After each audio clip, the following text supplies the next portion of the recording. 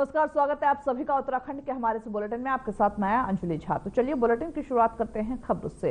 देहरादून में आज नियुक्ति पत्र वितरण और नवनिर्मित जो प्रेक्षागृह है उसका लोकार्पण समारोह आयोजित किया गया। बताते यह चले कि प्रदेश में अब तक 20,000 पदों पर नियुक्तियां हो चुकी हैं। नकल विरोधी कानून लागू होने के बाद प्रदेश में नकल पर रोक लगी है। वो इस कार्यक्रम में मुख्यमंत्री पुष्कर सिंह धामी ने शिरकत किया। इस कार्यक्रम में सीएम धामी ने अपने विचारों को भी साझा किया।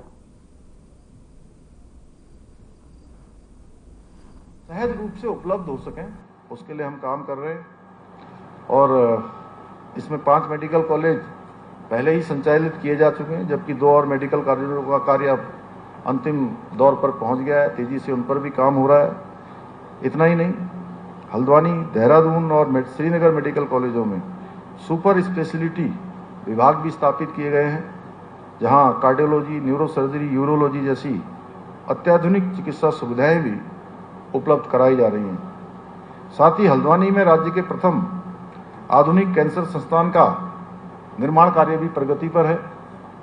इसके साथ साथ हम राज्य के प्रत्येक क्षेत्र में हेली सेवा भी प्रारंभ कर चुके हैं, जो किसी भी आपात स्थिति में सुदूरवर्ती क्षेत्रों के लोगों के लिए जीवन रक्षक साबित हो रही है।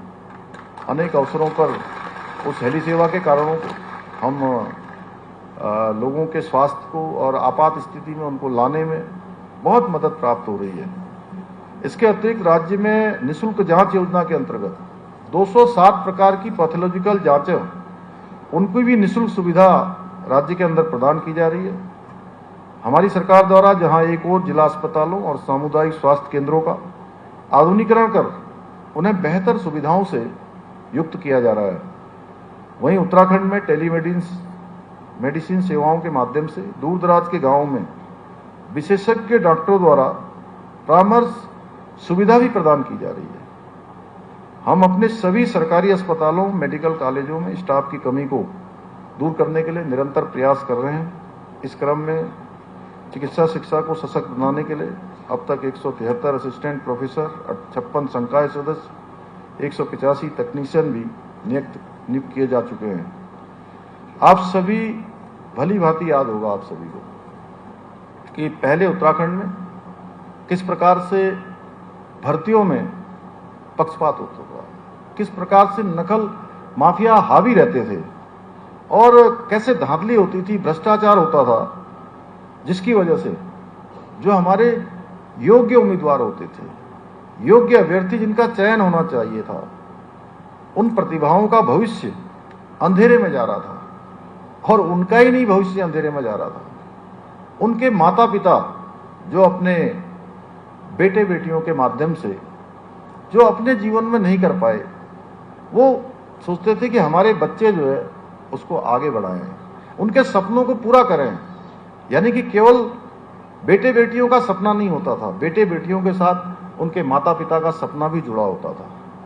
और नकल माफियाओं की इस नकल के कारण से, उनके बड़े सिंडिकेट के कारण से उन गरीब माता पिताओं का सपना टूटता था, उनके बच्चों का सपना टूटता था, उनकी हिम्मत टूटती थी। भाइयों बहनों, हमने नकल माफिया के खिलाफ कार्रवाई करी और उन नकल माफिया की पूरी तरह से कमर तोड़ने का काम किया और 100 से ज्यादा नकल माफियाओं को जेल की सलाखों के पीछे भेजने का काम किया।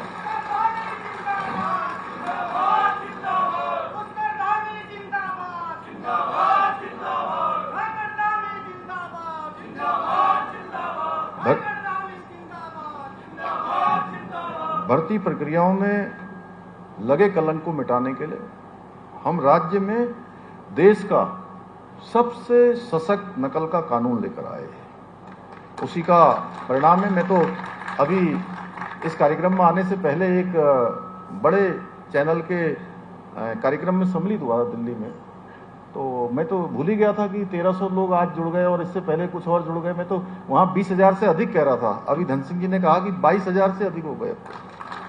इतनी बड़ी संख्या यहाँ पर जो है हमारी हो चुकी है। आप सोचिए कि राज्य स्थापना के बाद 20 सालों में नियुक्तियों का नंबर कितना था और इन सालों में कितना हो गया। और ये यहीं पर रुकने वाला नहीं है, ये अनवरत रूप से चलने वाला है। यानी कि जितनी हमारी नियुक्तियां होनी है वो सारी नियुक्तियां होंगी। भाइयों बहनों, आप सभी चयन प्रक्रिया मेरिट के आधार पर ये सुनिश्चित की जा रही है ताकि योग्य उम्मीदवारों को उनके कौशल और परिश्रम का पूरा लाभ मिल सके। आप लोगों को नियुक्ति पत्र मिलने के पश्चात अब निश्चित रूप से हमारी जहां स्वास्थ्य सेवाएं बढ़ेंगी, हमारा यह आंकड़ा भी बढ़ गया। सीधे सीधे ये वही मुख्यमंत्री पुष्कर सिंह धामी ने आज देहरादून सचिवालय में एक समीक्षा बैठक की। बताते चले कि समाज कल्याण, महिला कल्याण और बाल विकास विभाग की समीक्षा बैठक की गई। बैठक में मौजूद अधिकारियों संग अहम चर्चा भी इस दौरान किया गया।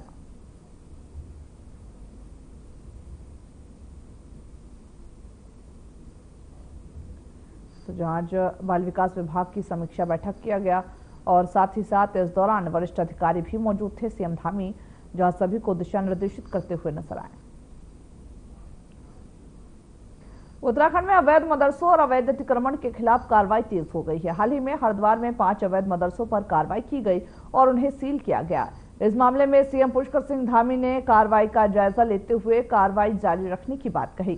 सीएम धामी ने कहा कि हम प्रदेश में अवैध मदरसों और अतिक्रमण के खिलाफ कार्रवाई तेज रखेंगे। हम राज्य में एक वेरिफिकेशन अभियान शुरू करेंगे। साथ ही यह भी कहा कि कोई पहचान छिपाकर बाहर से आएगा उस पर कार्रवाई किया जाएगा। देखिए, इसके पीछे देवभूमि का मूल स्वरूप बनाए रखना है और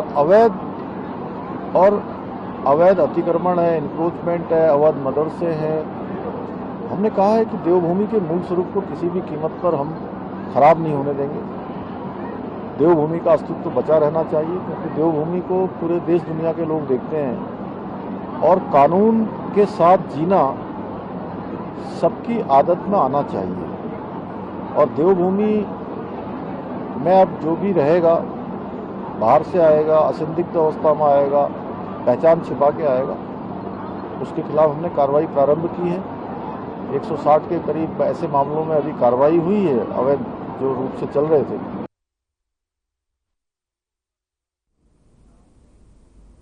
राज्य सरकार के 3 वर्ष पूर्ण होने के उपलक्ष्य में कैबिनेट मंत्री गणेश जोशी ने बहुउद्देशीय शिविर की तैयारियों का निरीक्षण किया। आगामी 29 मार्च को मसूरी विधानसभा क्षेत्र के सर्वे स्टेडियम हाथी बड़कला में शिविर का आयोजन होगा। इस दौरान ही उन्होंने जिला प्रशासन के अधिकारियों को सभी आवश्यक तैयारियों को समय पर पूरा करने के निर्देश दिए। मंत्री जोशी ने कहा कि यह शिविर जनता तक जनहितकारी योजनाओं को पहुंचाने में महत्वपूर्ण भूमिका निभाएगा और अधिक से अधिक लोगों को इसका लाभ मिलेगा।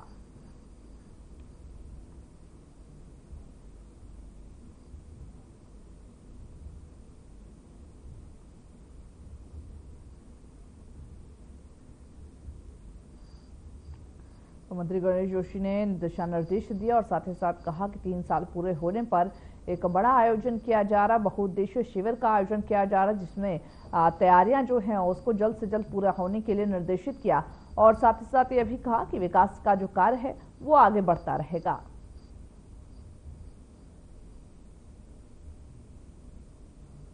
गणेश जोशी ने शिविर का निरीक्षण किया। इस दौरान जो खामियां पाई गई हैं उसको लेकर के भी बात करते हुए नजर आए और आप तस्वीरों में देख सकते हैं कि बैठक करते हुए नजर आ रहे हैं और साथ ही साथ किस तरीके से जल्द जो तैयारियां हैं उसको पूरा किया जाए उसको लेकर के भी निर्देशित करते हुए नजर आ रहे हैं।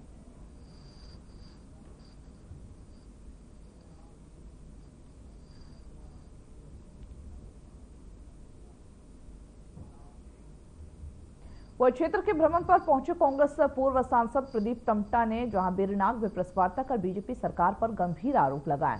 पूर्व सांसद प्रदीप टम्टा ने कहा कि प्रदर्शन में बीजेपी सरकार 3 साल बेमिसाल मना रही है, लेकिन प्रदेश बेरोजगार, महंगाई चरम पर है। वही साथ ही यह भी कहा कि खनन और शराब माफियाओं को बढ़ावा देने के साथ ही भ्रष्टाचार समेत जो तमाम आरोप हैं वो भी लगाने का जो आरोप है वो विपक्ष की ओर से लगाए गए और साथ ही कहा कि भ्रष्टाचार बढ़ रहा है, बेरोजगारी बढ़ रही है, 3 साल पूरे होने से क्या हुआ।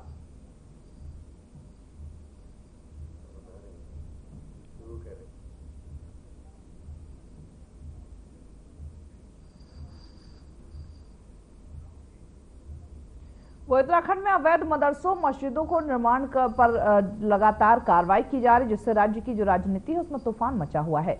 जहां एक और कांग्रेस इसका विरोध कर रही है तो भाजपा इस पर कार्रवाई को सही ठहरा रही और इसे जारी रखने की बात कर रही।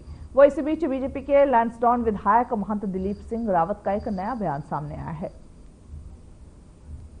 देखिए, खुले में नमाज हो, अरदास हो या पूजा हो, ये सब के सब जो है अवैध है, ठीक नहीं है। और मैं समझता हूं कि जो भी संप्रदाय वाले इस काम को कर रहे हैं उनको स्वयं ही एहतियात बरतनी चाहिए और ये नौबत नहीं आनी चाहिए कि सरकार इस पे प्रतिबंध लगाए। और अगर कोई ऐसा करता है तो निश्चित रूप से सरकार को बिल्कुल कड़ा कठोर कदम उठाकर इन पे प्रतिबंध लगाना चाहिए। उत्तराखंड में धामी सरकार अवैध मदरसों के खिलाफ सख्त कार्रवाई कर रहे हैं। राज्य में अब तक अगर बात करें तो 136 मदरसों को सीज किया गया है। सरकार के इस कदम को लेकर कांग्रेस प्रवक्ता प्रतिमा सिंह ने प्रतिक्रिया दिया है। उन्होंने कहा कि बच्चों के मौलिक अधिकारों के साथ किसी प्रकार का खिलवाड़ नहीं होना चाहिए। जो मदरसे कानून के तहत रजिस्टर हैं वो ठीक हैं, लेकिन जिन मदरसों ने उचित प्रक्रिया का पालन नहीं किया उनके खिलाफ कार्रवाई होनी चाहिए। प्रतिमा सिंह ने नौनिहालों के भविष्य को ध्यान में रखते हुए इस मुद्दे पर सावधानी बरतने की सलाह दी। देखिए, बिल्कुल कांग्रेस पार्टी का भी यही मानना है कि जो बच्चे हैं जिनका मौलिक अधिकार है, शिक्षा का अधिकार, उनके मौलिक अधिकारों का जो है हनन नहीं होना चाहिए। और वो मदरसे जिन्होंने ड्यू प्रोसेस ऑफ लॉ को फॉलो नहीं किया है और एक जो लॉ की प्रक्रिया है उसके तहत उन्होंने रजिस्ट्रेशन नहीं कराया है या रजिस्ट्रेशन किसी तरीके से पेंडिंग है, उसके बावजूद भी वो रन कर रहे हैं, तो बिल्कुल सरकार चाहती है तो उनके खिलाफ कार्रवाई करिए। लेकिन एक जो प्रोसेस होता है, जो लॉ ऑफ नेचुरल जस्टिस भी जिसे हम कहते हैं, उसका भी सरकार को जो है ध्यान रखना चाहिए। और सबसे बड़ी बात है कि जो बच्चों का भविष्य है उसको सुरक्षित करना प्रदेश सरकार की जिम्मेदारी बनती है। क्योंकि अगर मैं शिक्षा के मौलिक अधिकार की बात करूं तो 6 वर्ष से 14 वर्ष तक के बच्चों को जो शिक्षा का अधिकार, फ्री शिक्षा का अधिकार जो मिला हुआ है संविधान के तहत, उसको पूरी करने की जो जिम्मेदारी है वो प्रदेश सरकार की है। समाजवादी पार्टी के प्रमुख अखिलेश यादव के गौशाला पर दिए गए बयान को लेकर के हरिद्वार के संत समाज में भारी आक्रोश फैल गया। संतों ने इसे सनातन धर्म पर हमला करार देते हुए अखिलेश से माफी की मांग की है। उनके बयान के बाद बीजेपी नेताओं ने भी तीखी प्रतिक्रिया दी है, इसे धर्म का अपमान बताया। वही संतों ने चेतावनी यह भी दिया कि यदि अखिलेश यादव ने अपना बयान वापस नहीं लिया तो वे सड़कों पर उतरकर विरोध करेंगे।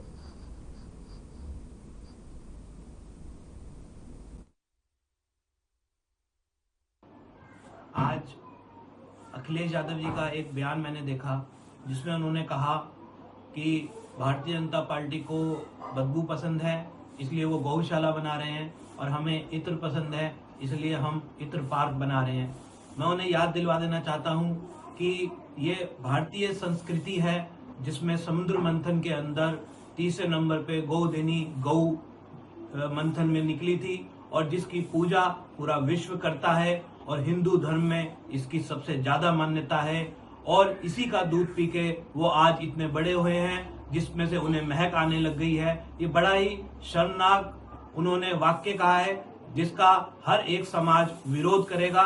और मैं उन्हें ये भी याद दिलवा देना चाहता हूँ, भले ही उन्होंने सिडनी में अपने पर्यटन से इंजीनियरिंग करी, लेकिन इतना पढ़ने के बाद भी वो अपने संस्कार को भूल गए हैं। अपने चाचा तक को वो इस तरीके की टिप्पणियां करनी शुरू कर देते हैं, तो इसी से ये स्वभाव नजर आता है। आकाश, उन्होंने अपने पूर्व में जाके इतिहास पढ़ा होता तो आज इस तरीके की वो टिप्पणी ना करते। निश्चित ही अखिलेश यादव हो या इनसे जुड़े हुए जितने भी नेता हों, राहुल गांधी हों, इस प्रकार के जितने भी विपक्ष में बैठे हुए ये लोग हैं, इनको इस प्रकार के बयान देकर उनको आनंद आता है और उनको सुहाता भी है। चूंकि वो लोग अच्छे से जानते हैं कि समाज का विघटन कैसे करना है, समाज में वैमनस्य कैसे फैलाना है, वो सब काम में निपुण हैं। आज अखिलेश यादव को गौशाला से दुर्गंध आती है, लेकिन अपने यहाँ निज निवास पे गाय भी पालते हैं, मंदिर भी बनवाते हैं, गंगा में भी स्नान करते हैं, सनातन धर्म के जितने कार्य हैं वो भी करते हैं।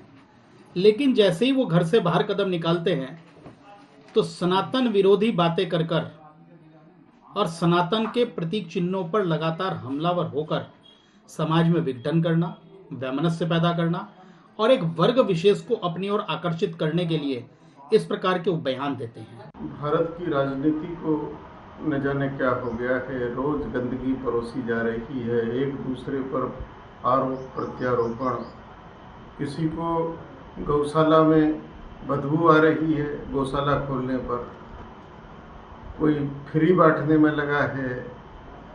इस देश के नेताओं को आखिर हो क्या गया है? इस देश को ये किधर ले जाना चाहते हैं? केवल सत्ता का सुख ही इनको चाहिए क्या? पिछले कुछ दिनों से ऐसे एक परिदृश्य भारत में उत्पन्न हो गया है।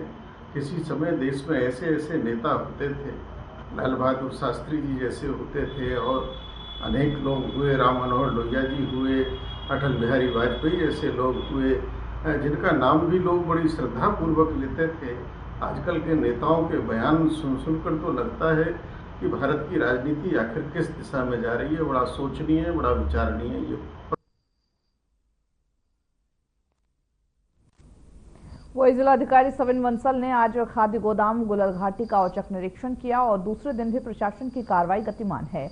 एसडीएम और प्रशासनिक अमला मौके पर गोदाम में अनाज की सैंपलिंग की, प्रत्येक खेप की सैंपल कर रही है। वही डीएम के निरीक्षण के दौरान गोदाम में रजिस्टर मेंटेन न होने और रखरखाव व्यवस्था में कई लापरवाही भी सामने आई है।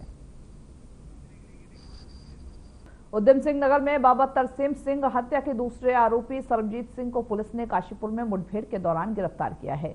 वो इससे पहले मुख्य आरोपी अमरजीत सिंह को एसटीएफ और पुलिस की ज्वाइंट टीम ने बीते वर्ष रुड़की में मुठभेड़ में गिराया था। जब पुलिस टीम सरबजीत को पंजाब से काशीपुर ला रही थी तो वाहन का टायर फटने के बाद आरोपी ने पिस्तौल छीनकर पुलिस पर गोली चला दी थी। जवाबी कार्रवाई ने पुलिस में उसे गिरफ्तार कर लिया है। वही मुठभेड़ में 3 सिपाही घायल हुए थे। सरबजीत सिंह पर उत्तर प्रदेश और उत्तराखंड में 16 से अधिक मुकदमे दर्ज हैं।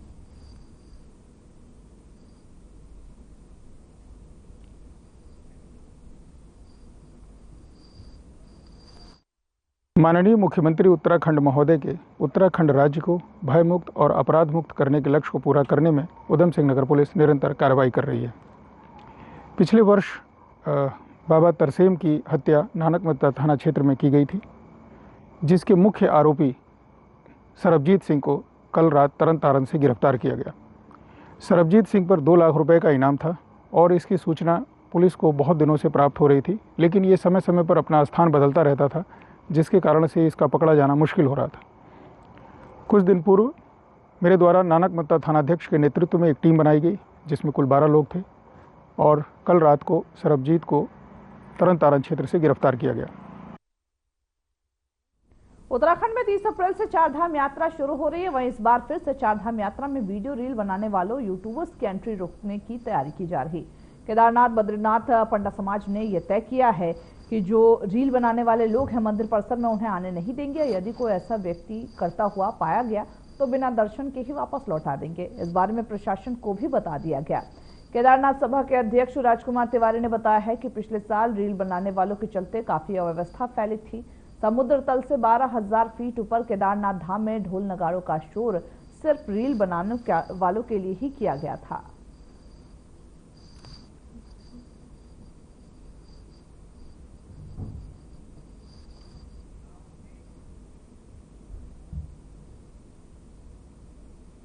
तो चलिए खबरों के हमारे इस बुलेटिन में बस इतना ही। मुझे दीजिए इजाजत। नमस्कार।